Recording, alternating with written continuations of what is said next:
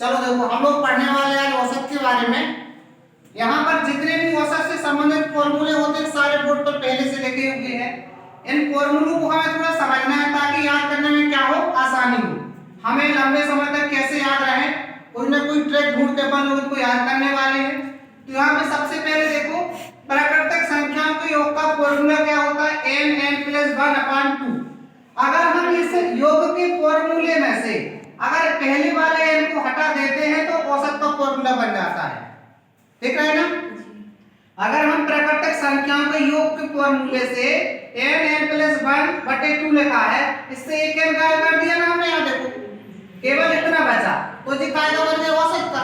इसी तरीके से मतलब कहने का मेरा दिएगा योग का फॉर्मूला याद है तुम्हें तो औसत का याद है, क्योंकि n हटाना है, इतना बस याद रखना है इसका। अब प्राकृतिक सम संख्याओं का योग का क्या है, n+1 है। इसका मैंने एक n हटा दिया और ये बना दिया मैंने औसत का। प्राकृतिक संख्याओं के योग का n+1 है और औसत का n+1 है, एक हट गया। इसी प्रकार विषम संख्याओं के योग का है n है, और औसत के लिए n बचेगा, एक हट गया। ठीक है ना। इस तरीके से हमें योग के फॉर्मूले से एक n हटाते जाना है, औसत के फॉर्मूले का निर्माण करते जाना है। आगे देखिएगा कुछ और यहाँ पे है प्राकृतिक संख्याओं के वर्गों का योग। प्राकृतिक संख्याओं के वर्गों का योग लिखा है आपका n+1 कोष्टक 2n+1/6।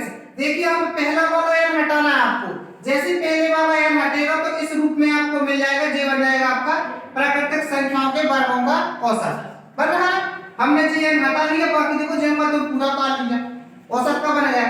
प्राकृतिक संख्याओं के घनों का योग देखो यहाँ पर, इसको थोड़ा याद रखना। आप इस तरीके से याद रखोगे, अगर हम प्राकृतिक संख्याओं के वर्गों प्राकृतिक संख्याओं के योग से योग का अगर हम वर्ग करते, देखो जी ऐसा लिखा, ध्यान से देखो तुम लोग अंदर लिखा कि नहीं लिखा। जो प्राकृतिक संख्याओं के वर्गों का योग होता है वही संख्याओं के घनों का योग होता है, बशर्ते केवल इसमें 2 की घात लगी है।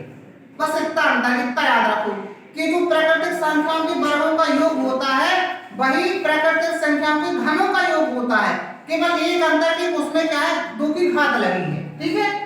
और औसत के लिए तो वही कहानी है इसमें, कैसे क्या किया, फिर घात को हटा दिया। मान लो इसका 2 का गुणा 2 में करके 4 बना दिया, समझ गए ना। जब ये 2 हटता है तो यहाँ नीचे 4 आ जाता है, बाकी सेम टू सेम आ गया। ठीक है। इस तरीके से ये अपने फॉर्मूले हो गए। और कुछ नॉर्मल से फॉर्मूले हैं, जैसे औसत बराबर योग बटे आंकड़े हो गया तुम्हारा, इसी को पक्षांतर करके बना दिया, योग बराबर जो हो जाएगा योग बराबर औसत गुणे आंकड़े, है ना। इस तरीके से औसत गुणे आंकड़े। अब आंकड़े बराबर देखो योग बटे औसत। तो ये आपके जो फॉर्मूले हैं बड़े महत्वपूर्ण हैं, आप कोई भी कॉम्पिटिशन एग्जाम में बैठोगे ये फॉर्मूला आपको बहुत ज्यादा हेल्प करेंगे। ठीक है। अगर वीडियो अच्छा लगा तो दोस्तों के साथ शेयर करो, लाइक करें।